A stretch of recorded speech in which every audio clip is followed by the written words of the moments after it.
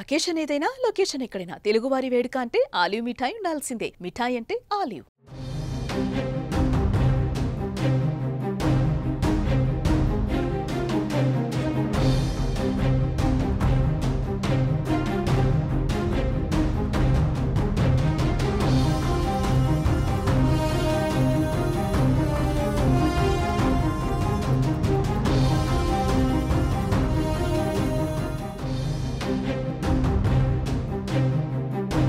పహల్గామ్ ఉగ్ర దాడి తర్వాత పాకిస్తాన్ పరిస్థితి మరింత దిగజారింది.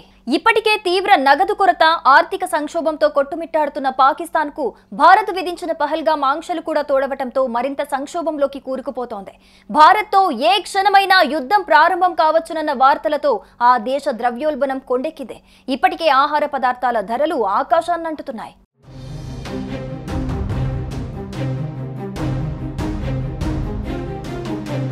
పాకిస్తాన్లో బియ్యం, కూరగాయలు, పండ్లు, చికెన్ ధరలు విపరీతంగా పెరిగిపోయాయి. ప్రస్తుతం అక్కడ కేజీ చికెన్ ధర 798 రూపాయలు, కిలో బియ్యం ధర 339, గుడ్లు డజన్ 332, యాపిల్ కేజీ 288, పాలు లీటర్ 224, బ్రెడ్ 500 గ్రాములు 161, అరటి పండ్లు కిలో 176, టమాటో కిలో 150, ఆలుగడ్డ కిలో 105, ఆరెంజ్ కిలో 216 రూపాయల ధర పలుకుతున్నాయి. ఎగుమతులపై భారత్ విధించిన ఆంక్షల కారణంగా పాకిస్తాన్లో పలు అత్యవసర మందులకు తీవ్ర కొరత ఏర్పడుతుందని అక్కడి అధికారులు ఆందోళన చెందుతున్నారు.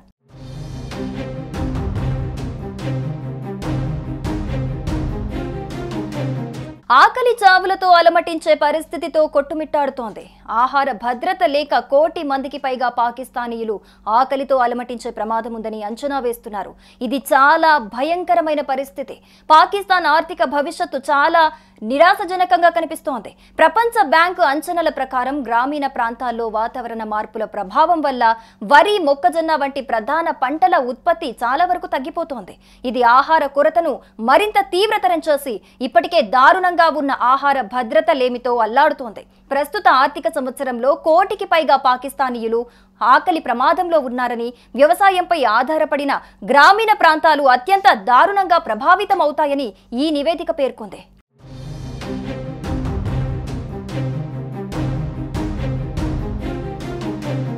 ఆర్థిక సంక్షోభం నిత్యావసర సేవలను కూడా దెబ్బతీసింది. సగటు ద్రవ్యోల్బణం ఆందోళనకర స్థాయికి చేరింది. బ్రెడ్, బంగాళాదుంపలు, టమాటాలు, పండ్లు వంటి ప్రాథమిక ఆహార వస్తువుల ధరలు అమాంతం పెరిగిపోయాయి. దీంతో చాలా కుటుంబాలు కనీసం 2 పూటల భోజనం కూడా భరించలేని అస్థిరమైన పరిస్థితిలోకి నెట్టబడ్డాయి. ధరల పెరుగుదల సామాన్యుల నడ్డి విరుస్తోంది.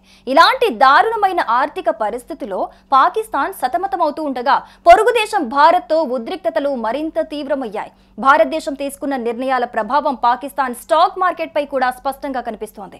ఆ దేశ స్టాక్ మార్కెట్ రోజు రోజుకు మరింతగా దిగజారుతోంది. అంతేకాకుండా పెట్టుబడిదారులు కూడా డబ్బును కోల్పోతున్నారు. ఇక మరోవైపు పాకిస్తాన్ విదేశీ మారక నిల్వలు కూడా $15.75 బిలియన్ తగ్గిపోయాయి.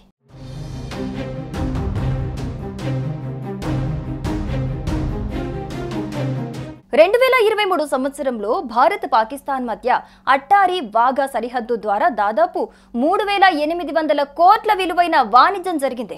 ఇందులో మందులు, కోళ్ల మేత, పండ్లు, కూరగాయలు అలాగే రసాయనాలు ఉన్నాయి. కానీ పహల్గామ్ ఉగ్ర దాడి తర్వాత భారతదేశం ఈ సరిహద్దు చెక్ పోస్ట్ ను లాక్ చేసింది. పాకిస్తాన్ ఫార్మా పరిశ్రమ 30 నుండి 40% ముడి పదార్థాల కోసం భారతదేశంపై నేరుగా ఆధారపడి ఉంది. భారతదేశం నుండి సప్లై ఆగిపోయిన వెంటనే పాకిస్తాన్లో వైద్య సంక్షోభం తీవ్రతరం కావటం మొదలైంది. నివేదికల ప్రకారం పాకిస్తాన్ ఆరోగ్య అధికారులు ఇప్పుడు మందుల సప్లై ఎలాగైనా నిర్వహించగలిగేలా ఎమర్జెన్సీ ప్లాన్స్ రూపొందిస్తున్నారు. ఇలాంటి పరిస్థితుల్లో రాబోయే రోజుల్లో పాకిస్తాన్లోని సామాన్య ప్రజల జీవితం మరింత కష్టంగా మారొచ్చు.